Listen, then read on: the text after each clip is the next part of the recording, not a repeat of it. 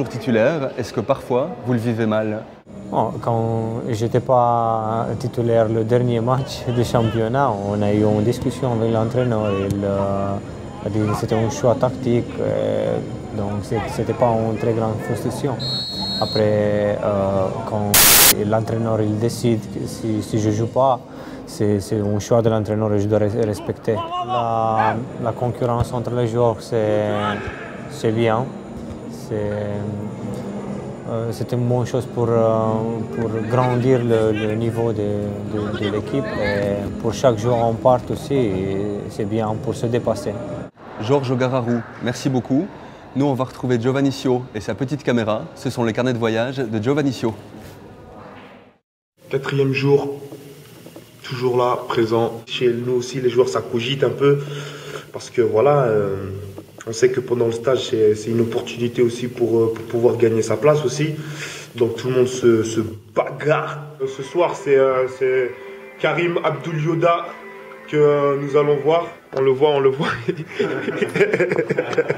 Il est là. Ouais, Shrimka, ça va quoi? Ouais. Tranquille? Mais je te dis tout de suite, hein, j'espère que tu vas pas prendre ma place. Hein, je te dis tout de suite, hein, parce que je vais pas te lâcher. Hein, je vais pas te lâcher. Ok, mon gars. Bon, vas-y, à plus tard. Hein. Demain, le FC Sion jouera un dernier match amical face à Malaga, une équipe espagnole très technique. L'équipe qui commencera le match sera sans doute la même que celle qui commencera le championnat à Neuchâtel en février. Nous, demain, on parlera avec Bernard Chaland et Goran Obradovic pour faire le bilan de cette préparation. Et on se réjouit déjà. Le BBC Monté a réalisé l'exploit du week-end en se qualifiant pour la finale de la Coupe de Suisse. Les Chablaisiens l'ont emporté d'1 point dans leur confrontation face à Fribourg Olympique. Un succès de prestige pour une formation valaisanne qui n'avait plus été à pareille fête depuis 4 ans. Désiré Copet a suivi la rencontre. Voyez son reportage. Ultime coup de sirène et explosion de joie au Reposieux. Montet accède à la finale.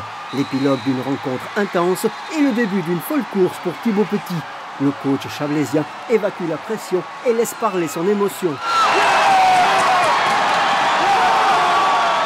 On peut savourer jouer une finale en battant Fribourg à la maison. Je crois qu'on peut parler d'une grande réussite. Un exploit pressenti par le public. 2 heures plus tôt, la foule s'agglutinait à l'entrée de la salle. De quoi donner quelques sueurs froides au président chablaisien. Je pense que tout le monde n'assistera pas au match ce soir. Parce qu'on va sûrement devoir bloquer les portes d'ici un petit moment. Finalement, tous les spectateurs trouveront une place. Le public valaisan va vibrer, s'enflammer, parfois douter aussi, surtout en fin de partie. Montet arrache sa qualification sur le fil, un petit miracle au Reposieux. Pour moi, c'est pas un exploit, moi je croyais vraiment. Je disais aussi à mes copains, les gars, j'ai rêvé qu'on va gagner 10 matchs de suite. Donc comme à Vacalo, j'étais tranquille aujourd'hui. Même à la fin, avec 5 points d'écart et 1 minute, moi je disais à Stéphane Maurice, Stéphane, c'est pas fini, on va gagner, tu verras, on va gagner. Les dernières secondes de la partie auront valu à elles seules le déplacement. La folie, on sort 2 grosses défenses. Et puis de là, on joue rapide sans réfléchir. Et puis dans cette dernière minute, on met 9 points, qui est tout simplement incroyable à ce niveau-ci. Montet peut désormais songer à la mi-mars et une 5e finale de Coupe de Suisse qu'il disputera face à Lugano, inamovible leader du championnat actuel. Aujourd'hui, c'était une petite finale pour nous. Maintenant, on va avoir le plaisir de jouer la grande finale à Fribourg avec, je suis sûr, une salle en jaune et vert. Les Chablaisiens auront besoin de leur public pour faire trébucher les Tessinois. S'ils conservent volonté et détermination affichée ces dernières semaines, tous les espoirs leur sont permis. Et Montet ne sera pas la seule équipe valaisanne en lice le 19 mars prochain. Côté féminin, Helios sera également de la partie. Les Vétrosiennes disputeront face à Elfic Fribourg la première finale de leur histoire. En hockey sur glace, le HCC Ranivier a remporté samedi soir le 5e derby de la saison régulière face à Viège. Menés tout le match par les Hauts-Valaisans, les Sierrois ont renversé la vapeur en toute fin de rencontre. Un succès plus que précieux pour encore croire aux play-offs. Florent May nous en dit plus. 20 secondes à jouer, Derek Cormier sort de sa boîte. Le Canadien crucifie Jonas Muller. C'est 4-3 pour Sierre. La joie sierroise est immense, débordante. C'est celle d'un condamné ressurgi de nulle part. Sierre n'est pas encore mort. Absolument, nous ne sommes pas morts. Il reste encore 6 matchs et nous allons tout faire pour atteindre les play-offs. Des play-offs toujours dans le viseur des Rouges et Jaunes. Sierre est à 2 points des Getseka Lions, victorieux samedi face à Langenthal. Un résultat connu durant la partie et qui a donné le coup de fouet décisif au protégé de Samuelsson. À 19 minutes du terme, Viège menait pourtant encore 3-1. Morgan nous l'a annoncé en fin de deuxième tiers, comme quoi il fallait plus qu'on se pose de questions et qu'il fallait qu'on commence peut-être à jouer, on dit désespéré, tout essayer, ne rien regretter. Et je pense qu'on a réussi à le faire ce soir. Nous savions que Getse avait gagné et que nous devions absolument nous imposer. Ce soir, mes joueurs ont vraiment montré un gros cœur et un sacré caractère. Côté viégeois, le sale sentiment d'avoir laissé bêtement filer le match. À 3-1, on a tombé dans la facilité, on a commencé à jouer à l'extérieur du système et puis ça a donné un mauvais résultat. On savait qu'eux, ils ont vraiment besoin de points.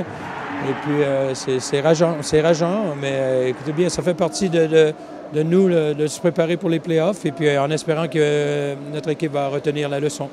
Vainqueur il y a 10 jours pour son retour à Graben, Bob Mongrain a donc dû cette fois quitter Sierre en vaincu.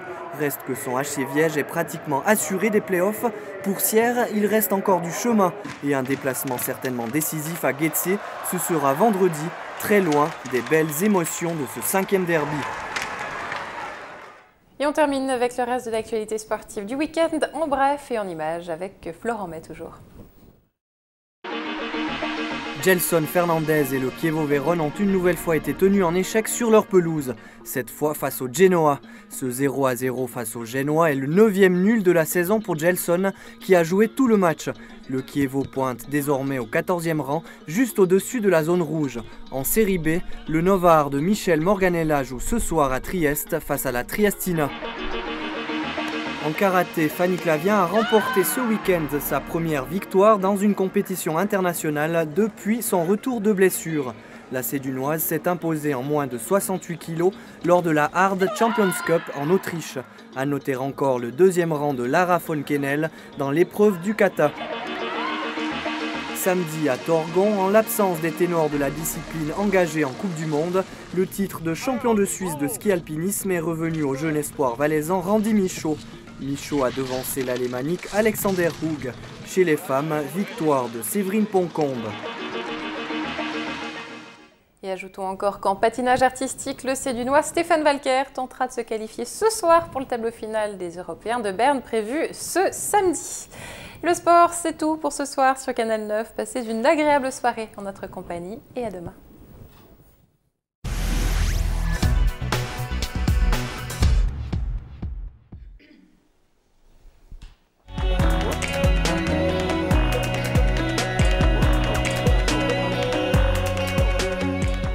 Il est l'heure de notre chronique Eureka de ce lundi. On va parler chimie avec un tout nouveau chroniqueur. On fait votre connaissance, Thierry Drizard. Bonsoir. Bonsoir Maxime. Alors, vous êtes collaborateur à la HESS au Valais.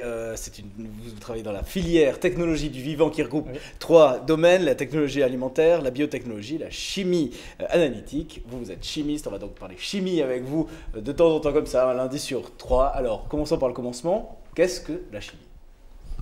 Alors, la chimie est une science qui, dans notre quotidien, occupe une place très importante et nous facilite également grandement notre vie. Une des plus grandes usines que nous avons, c'est finalement notre corps humain. Notre corps humain possède environ 60 000 milliards de cellules. Et chacune de ces cellules travaille comme une mini-usine chimique capable de synthétiser, de transformer ou de produire environ 30 000 substances différentes.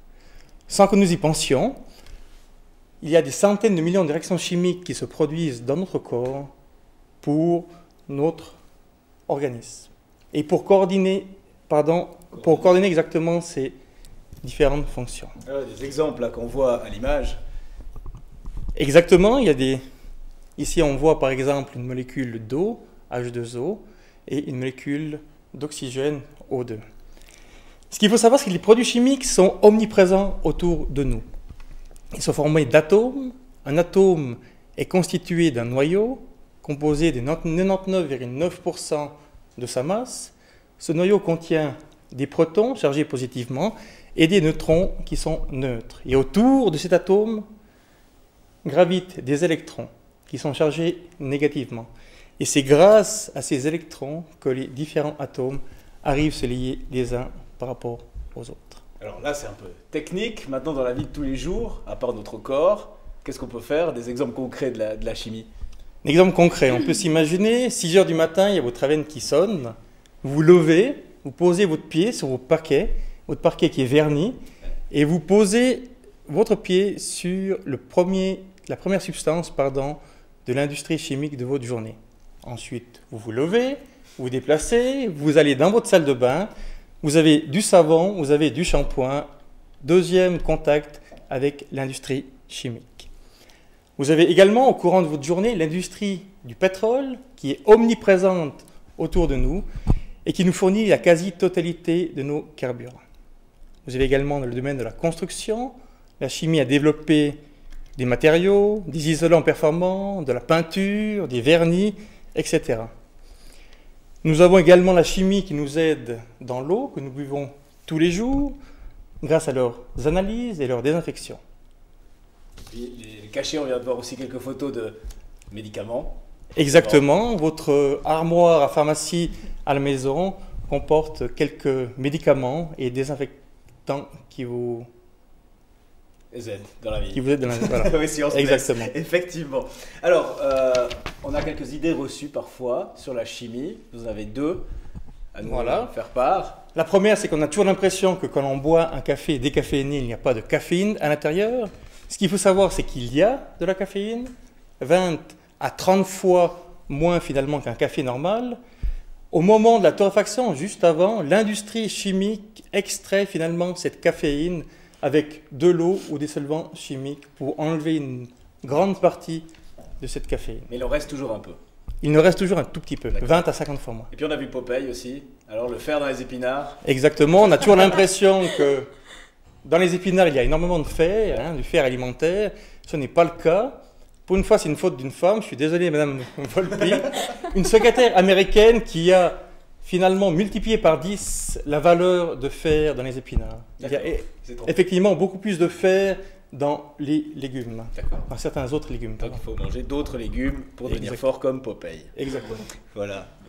La boîte de conserve aussi, il y a pas mal de fer. Merci beaucoup Thierry Drizard. Donc c'était une approche, un début d'approche sur la chimie. Alors on va vous retrouver chaque 3 semaines et là on va, j'oserais dire, passer aux choses sérieuses. Exactement. Avec des explications en plateau, avec des expériences. Ça va faire exploser le plateau? Non, je pense pas, non. Non, bon, vous nous le gardez quand même. Pas pour l'instant. Pas pour l'instant. Merci beaucoup Thierry Drizard. Si vous voulez revoir cette chronique, www.canal9.ch. L'heure pour nous maintenant, c'est de tourner la page, une petite page de pub et se retrouver pour la culture.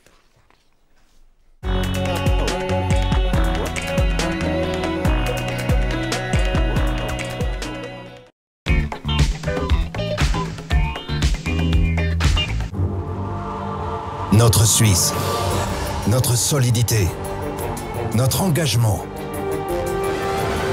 Mission 2020, l'avenir de votre assurance maladie. Groupe Mutuel, Swiss Power Group.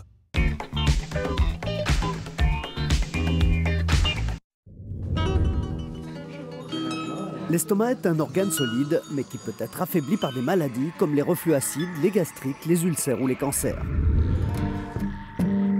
Pour éviter de rendre cet organe malade, ne manquez pas votre estomac, prenez-en bien soin. Et c'est dans l'Antidote, votre émission Prévention Santé du lundi soir, sur Canal 9.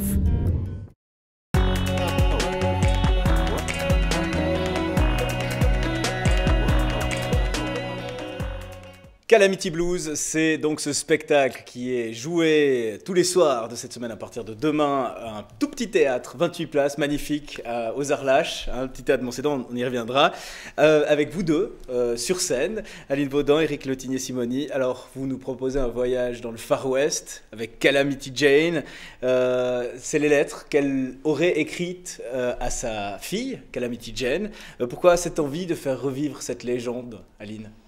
Eh bien, moi, j'avais eu vent de ces lettres il y a quelque temps, et puis la relation qui a pu s'établir entre cette femme qui a écrit des lettres à une fille qu'elle a dû abandonner, et la fille qui a découvert les lettres après que sa mère ait disparu, en la connaissant d'abord comme une idole de l'Ouest. C'était une relation particulière qui était très loin des stéréotypes ou de la BD de Calamity qu'on peut avoir en tête, qui était des relations d'une mère à une fille avec tout ce que ça peut avoir d'intime et de touchant. Et je trouvais ça intéressant de lier la grande histoire à la petite histoire. L'histoire de ces lettres est aussi mystérieuse en fait, parce que on ne sait pas si